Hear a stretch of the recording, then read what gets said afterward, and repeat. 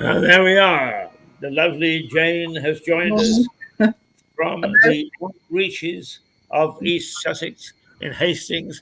Good morning, Jane. How are you? I'm good, thank you. How are you? Yes, not too bad. I've been here with Stuart, who popped by, lamenting the gloom and doom that's settling over the country.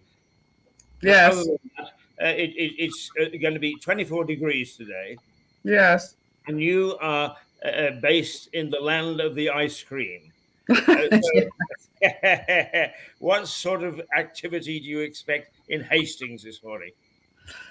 Well, it's a bit of a grey day, to be honest, but I am in this group called WOW, which is called Without Wetsuits, Women Who Swim Without Wetsuits. But I mean, every day, somebody, unless it's very rough and stormy, a few of them go in. They go in a bit too early for me, 8:30, so everyone's on the WhatsApp group messaging, going, right, meet by the harbour arm or meet here.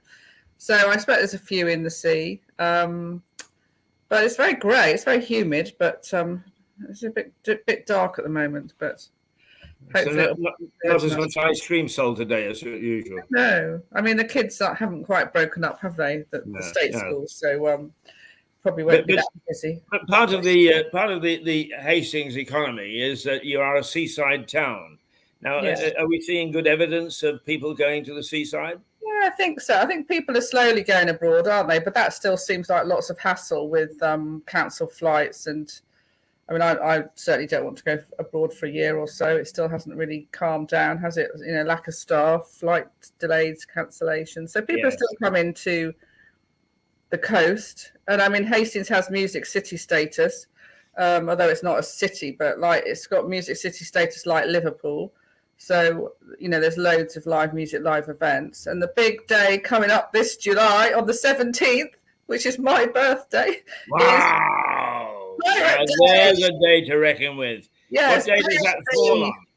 Pardon? What day does that fall on? Oh, that's a good question. It's probably a weekend. It might be a Saturday. Yeah, I think it's. Oh dear! I was going to say, if it's a Thursday, we can celebrate on here. Yes, We it's could Saturday or pour Sunday. a bottle of champagne. Yes. We might So do it's that quite- anyway. So it's Pirate Day, the big event, which a few years ago we did. We're in the Guinness Book of the World Record, Guinness Book of Records, for having the most pirates on the beach, which we did a few years ago. We were competing with Penzance, and then Penzance challenged Hastings to get more pirates, but we still hold the record. I think with over 50,000 pirates on. I was one of them on Hastings Beach. So they sectioned off the beach and they had people counting the people, and it was a really great day. Take one step back and explain to us what Pirate Day is. Well, Pirate Day is just basically a bit of a festival, fun day. Everybody wears pirate clothes or something relating to a pirate, and it's quite funny to see hordes of people getting off the trains in pirate outfit. They have a parade. One year, I took my niece when she was quite young. They have a Johnny Depp lookalike who parades across the seafront, and all the kids follow him. And they have people singing sea shanties and live music here and there. People pile up to the East Hill, and just a fun, massive theatre day, basically. So so it's basically for people there, not to attract the thousands from outside. Yeah, they're happy to attract other people. There'll be events on the pier. I think this year it's open to all. I mean, there won't be, like Lewis fireworks shutting the trains. I don't think that's obviously if the trains are running. Right. No, it's open for all. It's open for all. Right. And what do you think? 50,000? Well, that was, I think, what we had for the World Guinness Book of Records. Which Penzance challenged us, but we still hold the record. All right. Yeah. So dear old Penzance challenged you and lost. Yeah, they lost. They didn't quite make them. Yeah, I mean, obviously, Hastings is a much bigger town, and and people were game on. Now you're the thespian, and you sing in a choir and so on. So sing us a little chorus for the Pirates of Penzance. Oh no! I don't know any of that. That's that one. No, I don't know any of the Pirates. Oh dear. Yeah. Sorry. Yeah. But I suppose really that that would have been something that they should have staged down in Penzance. Yeah. Was there a central theme to your Pirates Day? I mean, did you have a concert or? I'm not sure. I think it's much more like just roaming around the town, basically. They have, let's say, this little parade from the old town from Rock'n'All where the fishing boats are. I haven't quite looked at the events because I'm not actually going to be here on the 17th of July. So I know that I'm in my opera group and somebody suggested that we sing some songs. So I think a few people are going to get together and just randomly at some point in the old town sing a few shanties, shanties. I think that's rather nice. It's like this. I forget what is it, flash dancing or whatever, that they do in airports. That suddenly a whole orchestra appears after one busker starts off. Yeah, we did that. We did that for the Jubilee actually in the town centre. We had we were all randomly dotted around the town centre, and then we all started. We came in singing this song, sing, sing, sing, sing, and then dance, dance, dance, and going up to people trying to get them to dance and everything. Which we did sing it as well last Sunday at the Help the Refugee Festival. We sang the song up there as well. So right. So just not to cast a blanket over the good fun things that you're doing, but you just mentioned the refugee festival, and there was some mention this morning on I think it was BBC about the refugees and the refugee program, but. Our politicians and our leaders, world leaders, have let the war in Ukraine drop out of the headlines, and I wonder whether, in fact, there is any resentment amongst those people that have really pulled out all the stops and are looking after people from Ukraine. That there seems this now apparent lack of interest. Oh, I don't know. I met a lady the other day, a Russian. No, she's not Russian. A lady who said she'd helped some Ukrainians, but they were complaining about the accommodation, in somebody's house, saying it wasn't very, wasn't very good accommodation, which seemed a bit tough for when people are opening their doors and trying to help, and they're coming over with, really with nothing, probably just the documents and nothing. So to really, run down people's hospitality seemed, a bit tough. But the thing is, in Hastings, people aren't, they're forgetting about the boats coming over, because they're coming over. They do land on Hastings Beach, or the RNLI go out and pick them up. The ones coming from Calais as well. So, we're quite exposed to that here. So I mean, is people who are opening up their houses, are they getting any financial assistance? I think they are. It was advertised, wasn't it? It was something like. Was it £80 a month? I think that's per person. But the problem is with the winter coming, it's terrible to say, it doesn't seem like a lot of money. I think people are going to be in hardship as it is this winter, without then probably feeding other people.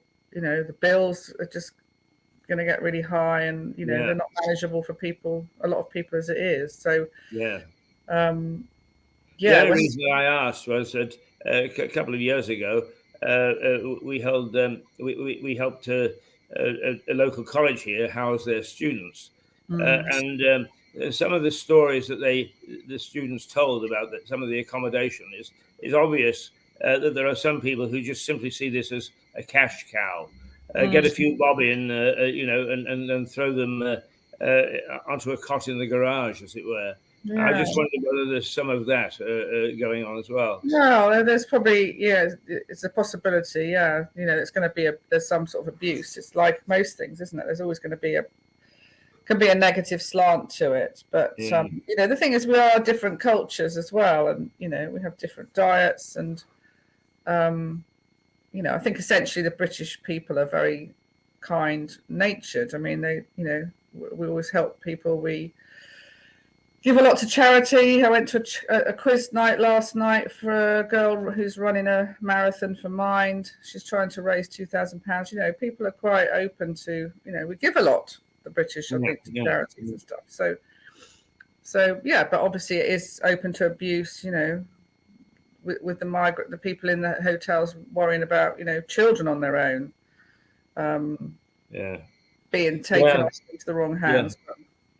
Sometimes the solutions to the problems throw up as many problems as the problem itself. Yeah, exactly. Yeah. Right. What key events are taking place in Hastings this coming weekend? You got me there. What's going on this weekend?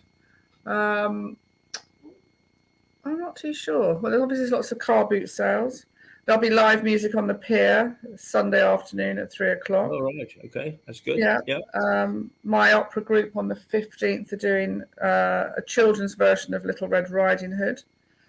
There's a new Arts on Prescription. Well, in the park, Alexandra Park, which is a beautiful park. It's about 3 kilometres long.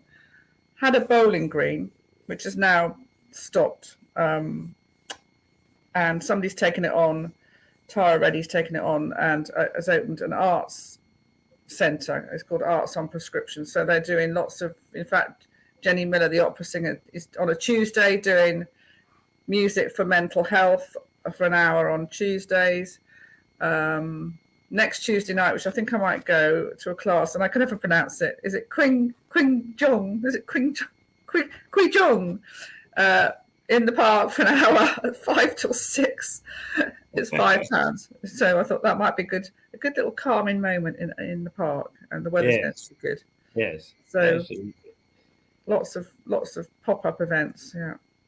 Right. Okay. Now, is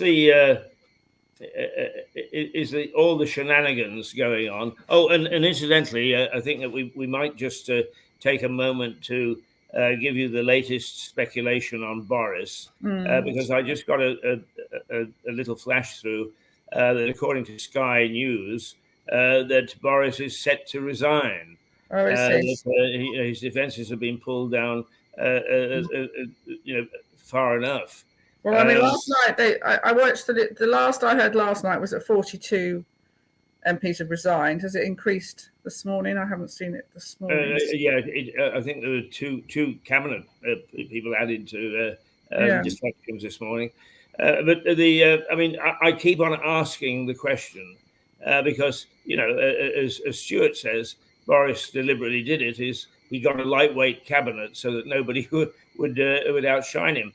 But who on earth is going to take over if he goes?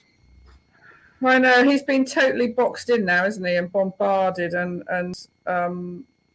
actually, somebody on the news, one lady commented, that they don't have any integrity, and I kind of think it does feel a bit like that now. They voted some time ago, and they voted for him to stay, and now they've got this domino effect where they're all leaving. That he probably won't have any choice. But I didn't think he'd want to. But yeah. The thing is that with Boris, I think he's an intelligent man. There's a slight element of buffoonery sometimes with him. But, he's got us through a lot of big issues like the last few years, hasn't he? Absolutely. I mean, once what I call it the lemming of society is once one person starts to run, the rest run towards the cliff with them. And I've read quite a bit, and then I started to try and make up my own mind from what I can find out. But I think that the Conservative Party may be shooting itself in the foot. They're all pouncing around, this is what we need and this is what we want and so on and so forth. But nobody has suggested any way how they can deliver it. No. I mean, who's going to take over? Not least of which is, another person said this morning is, hang on, a leadership thing is you don't just have the leader resign on a Monday and you find a new one on the Tuesday. It takes time. So right at a critical time in our history or our daily life, if you like, we're still facing a war. We've got inflation. We've got price rises. We've got all sorts of things. And what are we going to do? It's going to be leaderless. I mean, did they ever think about these things? So I think that while they may have a certain amount of popular support, is get rid of Boris, is once he's gone and once there's no leader, is those same people who were saying, yes, get rid of Boris, will soon turn on those people who did and say, well, what the hell are you doing about it? So I wouldn't want to be part of that lot up in Westminster. Not one little bit at the moment. The thing is, they're going, they're moving away from the points again, the issues that need to be addressed again, aren't they? Creating this big theatre now of, they're all leaving. Like you say, they seem to have lost their integrity to a point of get on with the sort of major issues that need addressing. That the problem. That's right. Get on with governing, Exactly. and not all this navel gazing and self. I mean, I said yesterday, let he who is without sin cast the first stone. And the fact is that if you scratch the surface, I bet you out of 650 MPs, there are 600 of them that are hoping like hell it doesn't creep their way. Yeah. They've all been at it one way or another, even if it's only getting a free bottle of scotch. Well, it's the same thing with Keir Starmer as well, just running them down. But then at one point I quite liked Keir Starmer, but now I feel I've kind of lost interest in him. I just think it's all a tittle tattle all the time, isn't it? Yes. Well, I mean, what do you, just as sort of an independent observer, it was yesterday or the day before, he changed the official policy of the Labour Party to say we accept Brexit and now get on with it, which caused uproar in his ranks. But how does that make you feel that the Labour Party is now, while he's in charge anyway, is saying, right, okay, Brexit is here to stay? Yeah. Well, I mean, it is, isn't it? Surely they're not going to. Was he planning to turn it around and try and rejoin? Was he? Well, it's always been Labour policy that they didn't approve of it. Right. Of course, it's always easy to say we don't approve of something, and then when you suddenly out of nowhere you've got to make the choice, you don't make that choice. No. It has been done. It's been done. It's kind of finished. Again. Deal with the policies in, and improving trade, import exports, focus on it, because now we've got the added problem as well of Scotland and Nicola, wanting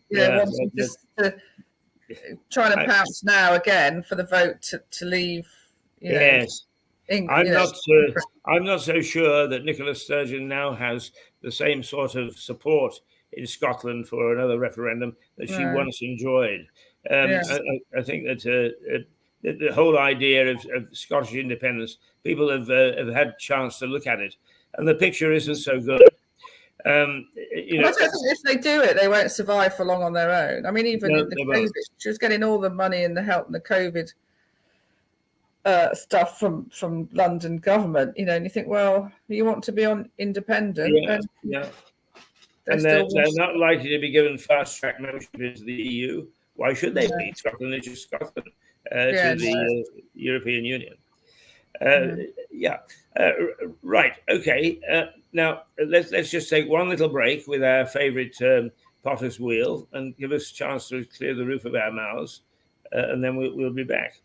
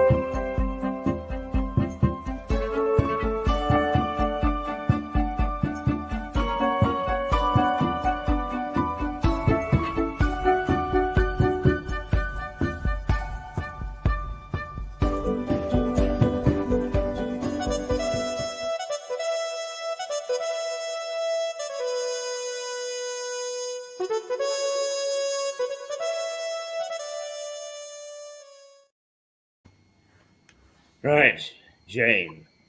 Do you do the shopping in your household? I do, yes. I do. Right. All right. Now, the Mail this morning has done what I consider to be at least the one useful thing in the newspaper.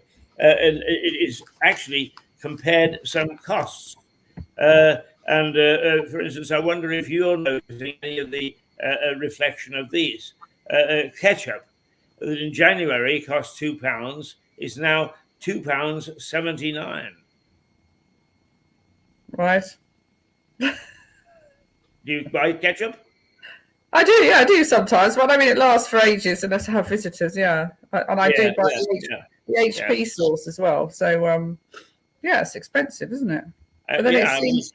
And what amazed me is that that is up 40% on January. So in 6 months, the price has gone up by 40%. Now, little lambikins, the poor little things that frisk on the hills and become lamb chops. In January, they were £5. Now, £5.44. Now, I don't know about specifically about lamb. That is up 9%, by the way. But you shop for meat products. I don't eat a lot of meat, but I'm not a vegetarian. But I don't eat. I bought a chicken last week because I had a visitor here, and I thought, well, you can get a few meals out of a chicken. So it wasn't too badly priced. I think it was something like $3.50 for a small chicken. But we had a roast meal, we had some cold cuts, we had some sandwiches out of it. So it did provide a few meals. So yeah. Well, the price that they give for the chicken, 1.9 kilograms, is in January was £5.34, and now it is £5.91. That's up 11%. So if you say that actually the cost of living is going to jump by 10%, those were two things, except for the ketchup, which is. Well, I must say, I do tend to head to the reduced counter. Yes, so we all know. I do go to the supermarket at the time when I know that they reduce stuff. I went very late the other night. I had to go and do the lighting for a play at the stables, and I went very late, and the lady was reducing the salad bags to 22p, so which are normally £1.50 or £2. So yes. So I did but grab a few of those. So I'm a bit of a yellow sticker freak, I think, and I think a lot of people are. When you go, say, to the supermarket I use on a Sunday at 3:00 because it shuts at 4, when people are queuing, when they really knock down, stuff that's not going to last. Yeah, all the perishable, they reduce stuff very. So there's a lot of that going on, I think. Yes. Well, where I particularly look is because I eat reasonably healthily, except for the fact that I have buns and things, and muffins and that sort of thing. And they almost immediately jumped up. A lot of the stuff I always look for the £1 Yeah. What do you get for £1? And most of it immediately jumped up to £1.50, which was a hell of a jump. So I always looked for, like you, for the yellow sticker, which brought it down to manageable proportions again. But even a sliced loaf is in January was £1.08 and is now £1.18. That's up 9%. But what things have you noticed particularly that you've been heading for the yellow sticker counter? Things that you would buy on a regular basis that you say, oh my God, look at the price of that. Well, not that I drink it, but I bought, a 2-litre bottle of Coke, the big jumbo family size one, only because I had young people staying. But it was nearly £3. Well, it varies because then I did actually look online for the difference. Some supermarkets do their own brand. I'm not sure if I should mention brands, but obviously the main Coke company was nearly £3, or you can buy the cheaper version. But then some people won't buy a cheaper version of lemonade or Coke. Yeah, I find that remarkable because I look at a bottle of Coke. I think I'm not paying for that for Coke. It's just bloody Coke. But Aldi have an own version of Coke, and it's a big litre bottle for 17 pence. Yeah. And wow. I buy it and I taste it and I think, I can't tell any difference between this and the expensive stuff. Yes. So sometimes going cheap isn't too bad. No, I mean there was a program on TV with how people tasting coffees and chocolate bars and things, and I think Aldi and Lidl came out top. They came out top with the dark chocolate, compared to companies like Green and Black's. In fact, the lady lives in Hastings who started Green and Black's chocolate, but she sold it out to Cadbury's. Yeah, so a lot cheaper, but it depends whether I think people are label freaks, so they want say Green and Black's chocolate as opposed to Aldi. They probably but in fact people really prefer the taste of the Aldi chocolate, so it's kind of interesting, isn't it? Yeah. One of the things that I do not waver wherever I go out to lunch or dinner is I always have ice cream for dessert. And I have to say that the restaurants are turning out a pretty superior brand of ice cream. I have not been disappointed at all. Well, I love ice cream. I went to Poundland actually the other day because they do these little like microwave spaghetti carbonaras for £1.25, which if you're on the go or rushing to work or something, they're really good to put in a microwave. Yeah. They're really tasty, £1.25. And then they had some Haagen-Dazs ice cream, mango and raspberry, the little tubs, and it was £1.50. And I thought, well, normally it's Haagen-Dazs is always at least £3 a tub. So I did grab a few of those. I thought, oh, that's a bargain. Yeah, absolutely. If there are bargains up. But I wonder what drives people with bargains at the moment. I mean, normally you get bargains and stuff that they can't shift off the shelves. But as you say, Haagen-Dazs has no problem whatsoever. Yeah. And it's a brand that people like. I mean, I don't often do big shops these days. I used to, but I had this French student here for English, and I did a big shop. I mean, I spent £30, I think, £33, but I didn't have really any meat in that shopping. It was salad, yogurts. I bought the chicken, and I thought, gosh, I had 2 small bags and I spent £30. It seemed like that's when you notice it, I think, that if you're buying like families, they're buying bulk weekly shops, then you'll notice, the increase, or the percentage increases, I think. But generally, probably like you just buy as you need, don't you, when you're on your own? Yes, that's right. Yeah. I've got a really small fridge. I have got a freezer, but I've got a really small fridge, so I can't stockpile loads of food. I just have the basics in the fridge, butter. Yeah.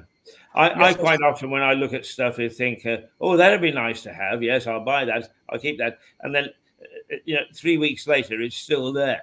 Yeah. Well, you have to eat it every day, to buy an apple pie or something. I think, oh, no. I had the student, we made, in one of my lessons, we had a cookery lesson, and he made a Victoria sponge. And he was only 15, but he's a bit of a health freak. Anyway, obviously the butter icing, he had one slice and he said, oh, it's too sweet. It's far too sweet. I can't, don't want to eat it. So I thought, oh, well, I don't want to eat the rest of the Victoria sponge. I did actually slice it up and put it in the freezer. So I thought, oh, well, when people come, I've got slices. They can have the too sweet. They can have the sweet butter icing. The cake wasn't sweet, but I think, just the butter icing, so sugary. But anyway. Now, apart from your birthday, where are you off to on I think you said you wouldn't be here on the 21st. I'm off to Scotland. To summer school. Oh, gosh. Yes. What are you doing at summer school? Are you teaching or are you teaching English? Yes, teaching English and maybe having to help with some activities. Obviously, it hasn't been going probably for 3 years. It was cancelled last year. They didn't quite with COVID. So this is the first year, since 2019 that summer school is back on. So right. And who are the students? Well, they're international students from all over the world. So they try and have a balance that they don't. They have a quota, so many students from each country, so that they don't have all one nationality, so they sort of mix. And there's 2 courses. I'm on course 2, which starts on the 15th of July. And so the students, they have like 2.5 weeks in the school doing English, academic, other subjects, sports, activity, out to bowling and cinema. And then they go to the west coast of Scotland. They have 3 days on yachts sailing on the west coast of Scotland and 3 days in an outdoor activity centre. So they have an amazing time. And then at the end, they come back for the last weekend for sports day, and they do a drama show each, because they're all in clans, like Scottish clan groups.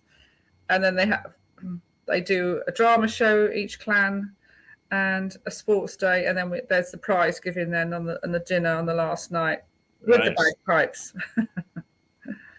Let's take two more bits and pieces of a tin of beans. In January was 90p and is now £1.20. That's gone up so much. I mean, I do like beans occasionally when I'm tired and I can't be bothered to cook. It's beans on toast or jacket potato and some beans. And I mean, they used to be like at 30p, like for a big tin, or the small little tins. They've really gone up in price because I tend to buy the small, like 1 portion ones. Yeah, £1.50. That's. In fact, somebody the other day gave me some Lidl tins of beans. I don't like the taste of them. They've got a funny tang. They're not like Heinz. So, I mean, they didn't. They tasted okay to me. I mean, maybe they're the same product. I don't know, but yeah, that's a lot because a lot of the labelling you're paying for, isn't it? Yeah, I mean, people with little kids, they have beans quite a lot, don't they, for lunch or tea? That's expensive then. Really? It is, isn't it? That's 33% rise, actually. Now, how about fruit? 4 oranges in January were £1.40 and are now £1.48. That's up 6%. And fresh tomatoes are up 15%. Well, my student, that's funny actually, because we went to ride to a delicatessen and my student took a photograph in the deli of tomatoes on the vine, which were $6.99 a kilo. He said, "Oh, they're so expensive. They're so expensive." I said, "Yes, but it was a delicatessen and the prices are higher." Yeah. So we went into Morrison's and I said, "Right, look at the prices of the tomatoes in here. Obviously, you can buy, the cheaper end 6 in a bag for 75p. So, or sometimes the dearer, the bigger beef tomatoes and things. So, yeah. But he even noticed it as a visitor, the prices, but." Yeah, the trouble is with being a visitor is you mentally convert, in this case sterling, back to your own currency, and that in itself doesn't help you find out whether things are expensive or not. I mean, people rave when they go to the Portuguese places. We got wine for £2 a litre or something.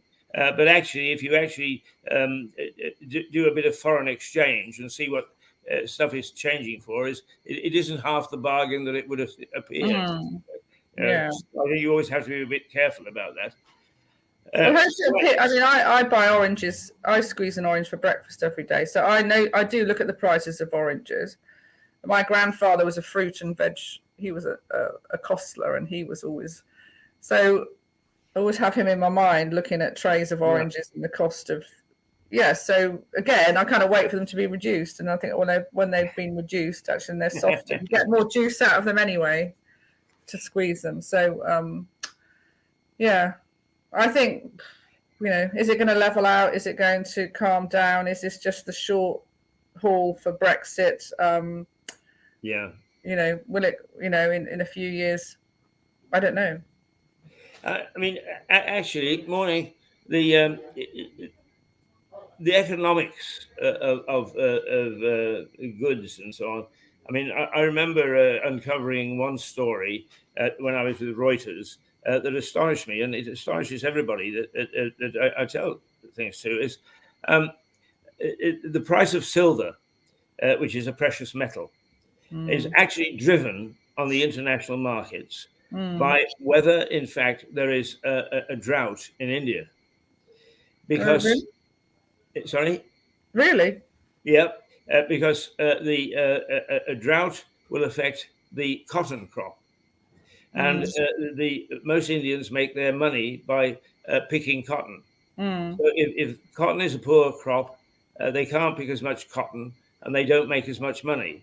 And the Indians actually spend almost all their money on silver trinkets and small pieces of silver jewelry. To such an extent, mind you, a lot of people in India, of course, but to such an extent that it actually drives the price on the international silver markets. Really? Now, yeah, so it's amazing that there are little things which might escape us that actually are busy shoving up prices or bringing them down or whatever. Right now, it's your turn. I always give you a little chance to talk about the things that are concerning you, whether it's events in Hastings, whether it's anything the local council has done, or for that matter, that you can expect Brighton Rock to be imported. Well, I did have a bit of hassle this week, the national rebate that everyone's getting for the council tax, the £150 rebate. And so it said that they were paying out everyone 150. The first people to get it were going to be the people who pay by direct debit for their council tax. And I don't pay by direct debit. And so the other night, only because a friend of mine nudged me, said, have you applied for your refund? So I sat and went on to the gov.uk site. Then I went into Hastings Borough Council, filled out this form, then you have to look up the reference for your property. And then it was flashing saying, oh, don't get scammed, beware of scammers. So it said, I wasn't eligible. And I thought, well, I must be eligible. It's Band D, it's a regular house, been paying the council tax forever. And then the next thing flashed up from the help desk. This is your reference number. And so I kind of started panicking and thinking, is this a genuine response from, because it didn't look like a, gov.uk form. It didn't look like Sussex County Council form. So I phoned Hastings Borough Council yesterday, finally actually got through after sort of, minutes and minutes of voice messages going, do you really need to phone? Can you go online? I think no. So anyway, I finally spoke to this very helpful lady who said, I'm going to have to check for you. I said, can you check with this reference that I have got this refund? And she said, I'll take your email and I'll email you back by the end of today. So what was quite bizarre, she then emailed me and said, oh, yes, I've just tried to do it for a customer and I've got the same form as you and the same reference. So I think it must be right. And I'm like, So I'm waiting with bated breath for my refund, which is only going to be paid back to them for council tax anyway. But everything. I think my point is probably things are very complicated online, and for people who don't have the handle on technology, and there will still always be an element of that. But actually, strangely enough, I think there's a large element of that. I think that councils, along with a lot of other people, have ignored the facts. Lewis District Council, by its own statistics, show that 50% of the inhabitants of Lewis District, and that's about 100,000, so 50,000 people are over 40. And now you count back to when we first got Windows and all that sort of thing and started to use computers that way. It wasn't until 1993 that was first introduced. Now that means that there are an awful lot of people that weren't brought up in the computer society. No. I can run a computer a little bit, but I find it increasingly complicated the more that they improve. More stuff. I don't have the same problem with getting a parking permit for the road. Years ago, they had a parking shop in St. Leonard's. You could go and pay for your permit. Now that's gone. It's online. And I can tell you that every time I apply for it, I have never managed to do it in one go. Like a few weeks ago, I did it and it says, your parking permit needs to be renewed. So you go on the box, tick on renew, tick on how many months you want to pay for it, get the option 3 months, 6 months, a year, tick on that.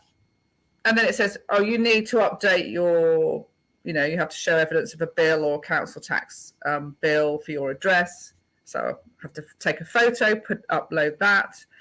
And then again, not everybody's got a smartphone to do that. And I still had to email them saying, please, can you process my permit because I can't do it.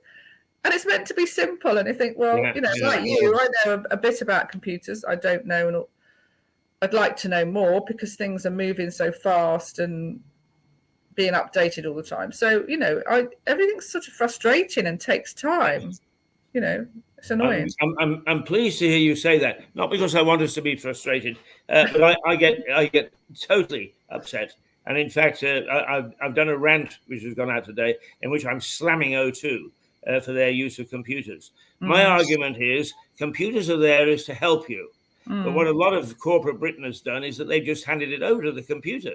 You don't talk to an individual at all. And it's press 1, press 2, press 3, and go to this website, and that's crazy. That is absolutely crazy.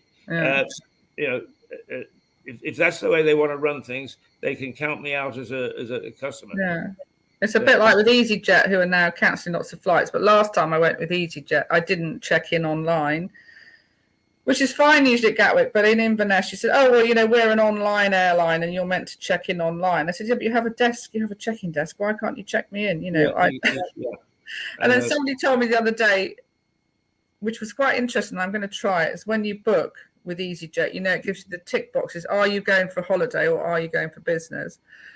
It says that if you book that you're going for business, they have a better way of dealing with you because you'll go into work to do something than you're just going on holiday as a tourist. So I don't know whether that's true, whether it's a myth, but I'm going to try it next time I book an EasyJet flight, say it's for business. Yes. Well, when you do, remember the details and come back and report to us. Yeah. I did just get a refund for Southeast trains. That just made me happy. I just took an email. The other week I went to London and then the train was cancelled coming into Charing Cross because there was some problem at Hither Green on the line. And the guard, to be fair, said anything over 15 minutes you can claim delay repay. So, and then the information desk at Charing Cross told me to go to London Bridge. So I went to London Bridge. It was the same. And then I had to wait over an hour. So I did just get half of the rail ticket refunded. Happy days. It doesn't matter the amount. It does make you feel good, doesn't it? I know, it was £9.20, but I thought, well, they said you want it as a voucher for another train or into a PayPal account. So, the thing is, it's worth it. Okay, Jane, it is 10:25. God bless you. You've been with us for well over an hour. It's always a delight to have you, and I mean, you give such a varied account of the various things that's happening, whether it's the price of a lamb chop or whether it's what's happening on Hastings Pier. So we hope that you're going to be with us for a long, long time.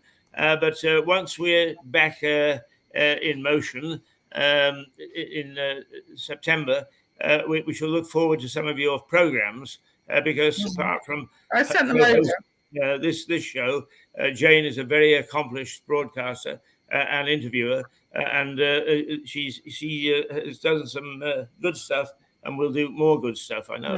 I did send them over to you, the little film clips. So if you can ask your assistant to load them on. I will. Okay, you're sending them to me, and then I'll get him to download them. Yeah, I've sent them over. Okay, all right. Okay. Have a good day. Okay, you too, Jane. See you. Bye. Bye. Okay. Well, there we are. Jane Watkins from Hastings, and I'm happy to say that Jane is part of our team, and we look forward to the reports that she gives from along the coast. We don't. I mean, you have to have been a very big villain to get on our show. We don't deal with petty crime and so on. There are plenty of outlets for that, and we see no reason why we should take that on. We tend to be a bit broader. So when Jane raises things, they are sometimes of international concern as well as local. All right, it is 10:27. What I'm going to do now is take a look at right. Okay, the video file, and I'm going to show a little bit, I hope, of. Well, let's look at this one because it was a long program from about 2 years ago. We can always take it back if we don't like it. So here we go.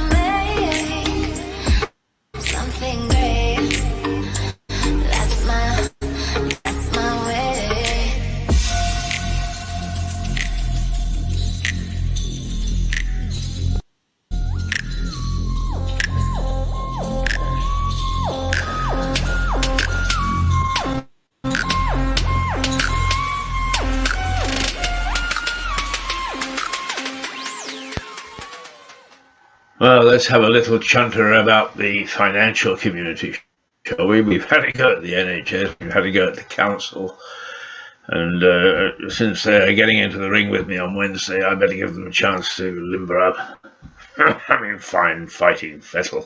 No, I'm not, because I don't know a bit about how to fight councils, or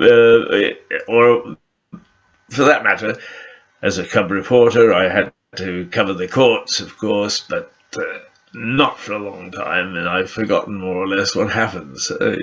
Talking to some of my pals who are judges and so on and so forth, they're just so highly amused that this is happening that they can't give any sensible advice. So heaven only knows what's going to happen in Brighton on Wednesday. So we better give it a rest, I think, and let's take a pot shot at the financial community, because while I understand that in a Western economy that funding, cash, economics have to drive our lives, what I don't understand is why we pay lip service to small business, why we pay lip service to trying to get youngsters to become entrepreneurs when they leave school rather than go to university, why we're trying to start a new apprenticeship scheme for youngsters rather than sending them to university, why in fact we actually penalise students by £9,000 by sending them to university. The whole thing seems crazy to me, when in fact the big institutions don't understand that if you become an entrepreneur, if you become freelance, if you actually use your talents and your skills to make a living, it doesn't fit into their schedule. They have these damn things called direct debits. A direct debit is all well and good, except it has a finite time that it ends. So if on the 14th of something you have a direct debit for, say, £30 or £40, and if you don't have the money in by 2:30 in that afternoon, and it comes in at 3:30, or it comes in at 4 o'clock, or at 5:30 just before the bank closes, so it's perfectly legitimately in your account on that day, it still gets dinged. Ding, ding, ding, ding. Why are we expected to be specific about paying? Why can't we have some sort of expandable month? As long as you actually pay within the month, then it's perfectly okay. Or even make an arrangement to pay a chunk at a time rather than a certain amount on a certain day. Why, you say that all sounds terribly unreasonable. Well, yes, it does, if in fact what you do is you get a paycheck on a Friday. Or you get a paycheck at the end of the month, or you get a paycheck in the middle of the week, middle of the month, every 2 weeks, or whatever. It's perfectly reasonable, those systems, but we're trying to encourage people to become entrepreneurs. And entrepreneurs don't get paid like that. They sometimes have to wait quite a long time. They don't get it at the end of every month. Sure.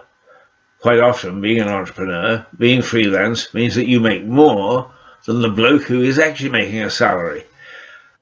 But you don't get it very regularly.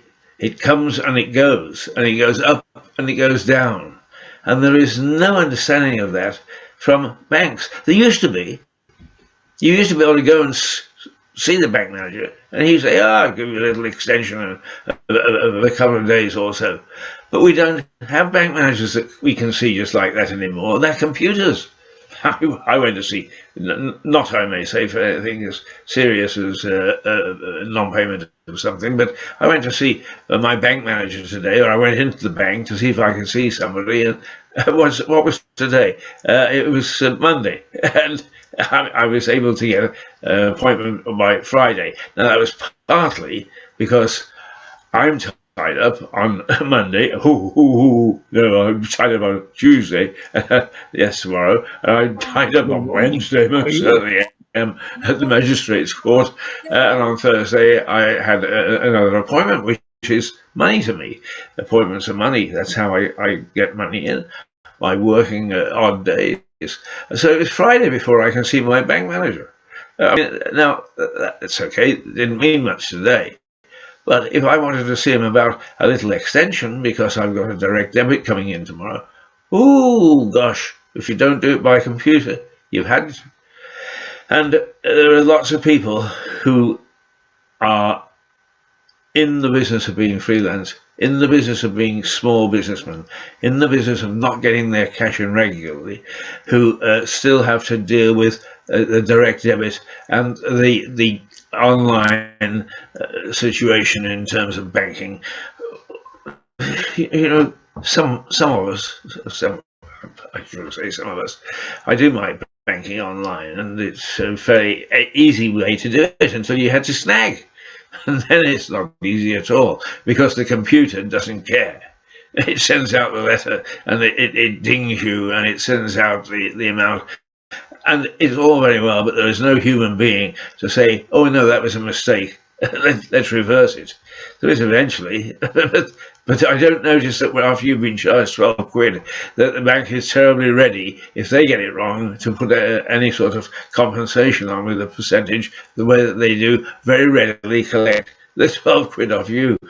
Well, I'm sorry, it just isn't good enough. And if we're going to encourage good small businesses, if we're going to encourage the high street to stay the high street, if we're going to encourage entrepreneurs, if we're going to encourage apprenticeships, then what we've got to do, and if we're going to charge these extortionate fees to students, then what we've got to do is to make the system, the financial system, suit that sort of life and not rabbit on about oh, this is the way of life, you should really do this, let's be a nation of entrepreneurs and so on. Oh, by the way, the banks aren't going to play ball. No, let's do something about it. Good rant today. I enjoyed that. Till then, bye.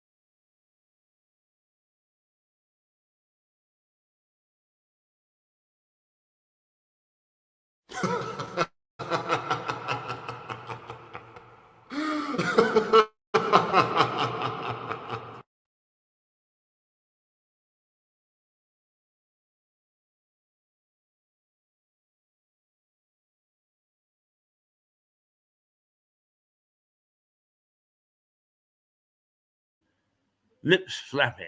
Right, the microphone is on now. That program was made a couple of years ago. Some things out of date, of course, but some of the issues then are some of the issues now. And I think that there is enough sameness in our society. So it's 10:50. Now, the latest news flashes are coming through is that Boris Johnson is going to make a statement at midday. And whether he will come or go. Sky News is already speculating that he is going to resign, in which case I think we are in one hell of a flap, because all the major players, although major cannot be said much about them, are going to be roaring around, demonstrating their bona fides as to why they should be the leader and the next prime minister, and there is not one of them that I would pick. And the thing is that, I think that perhaps all those people who are in the Conservative Party and in Westminster are so divorced from reality now, so divorced from the things that are needing help, is that we're not going to get a very satisfactory picture. Not very satisfactory at all. So we'll get a little situation back here in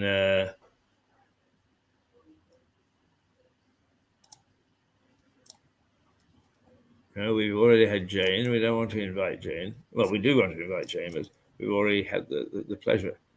So let's see if there is anything else that we think that we might just decide is something that you would enjoy. So we'll just have a quick look around before we enter. Well, we probably will call it quits at 11 o'clock today. We'd like to keep going if we've got a studio guest. But after that, we let them get on with themselves. That's the way it is done. I don't know that we've got anything to show there particularly. Well,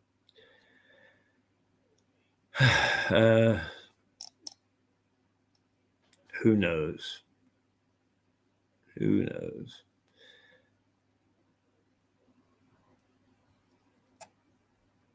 Well, I don't see anything that that we can see that is terribly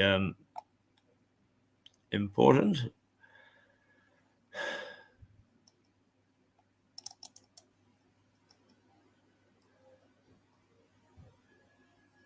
Oh, you just bear with me. And what we'll do is we'll just show a little some of the pixie-ish things that we sometimes get up to, but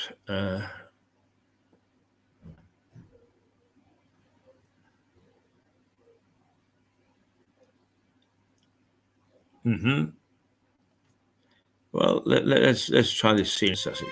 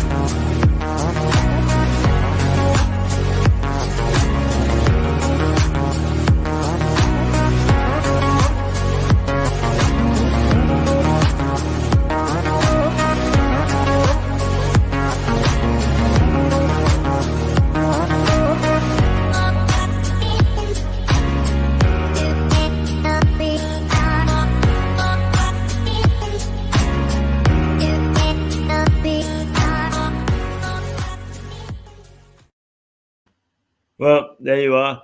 That's where we're from. That's who we are. Now, throughout the day, we will not be on the air, unfortunately, but it's 10:56, coming up to 11 o'clock. Will the Prime Minister go? Will he be pushed? Will he be axed? Or will he come out fighting and telling us who he's going to put together as a temporary team? With Boris, you wouldn't know. You simply would not know. So that's the scene at the moment in the international scene. We are still happy that the lady footballers won 2-1. Oh no, 1-0. Sorry, against Austria. And all in all, life remains exciting, if not frustrating. And this, which is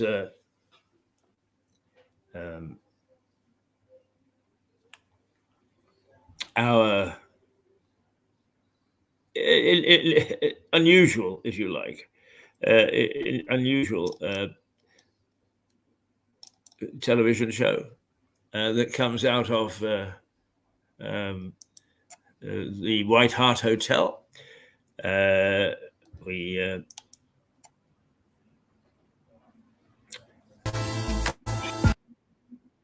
Right, not just quite yet.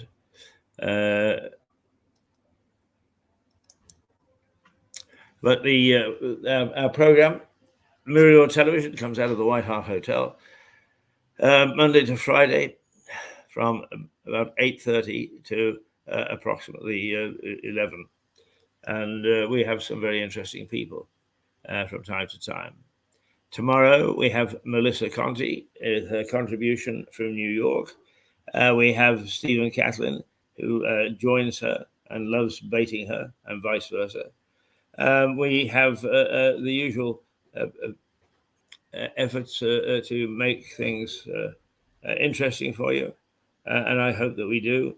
But for the moment, what we're going to do is to say toodle pip, and we look forward to seeing you tomorrow. Okie dokie, here we go with toodle pip.